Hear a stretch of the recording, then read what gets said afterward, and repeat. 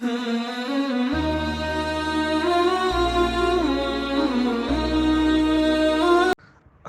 अलैकुम रहमतुल्लाहि वबरकातुह। सवाल ये पूछा गया है कि क्या नाखून तराशने के लिए किसी वक़्त की कोई ममानत है। किसी हदीस के अंदर आता है कि रात के वक़्त इंसान नाखून नहीं काट सकता। अल्लाह के रसूल सल्लल्लाहु अलैहि वसल्लम का इरशाद गिरामी है कि 10 चीज़ें फ़ितरत इस्लाम में से हैं, जिनको अपनाना, जिन पर अमल करना हर मुसलमान पर लाजिम और ज़रूरी है। उन 10 अशिया में से एक अमल नाखून काटने का भी है। दूसरी एक रिवायत के अंदर सहाबी रसूल बयान करते हैं कि अल्लाह के रसूल सल्लल्लाहु अलैहि वसल्लम ने हमें 40 दिन तक की मोहलत दी है।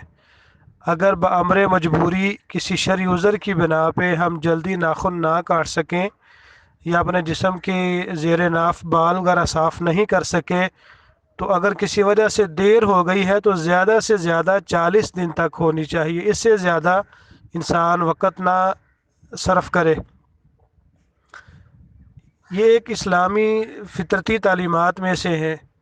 तो किसी भी हदीस के अंदर ये कोई ममानत नहीं मिलती कि इंसान रात के वक़्त ये नाखून नहीं काट सकता, या रात के वक़्त अपनी दुकान के अंदर इंसान सफाई नहीं कर सकता, या अपनी दुकान या शॉप में नाखून नहीं काट सकता। उसके रिज़्क़ के अंदर जो है ना वो कमी होती है, बेबरकती होती है, या नहुसत की अलामतें हैं।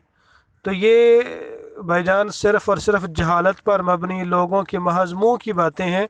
इस्लामी तालीमात के साथ ऐसी चीज़ों का कतई कोई ताल्लुक़ नहीं है। अल्लाहु आलम बिस्सवाब।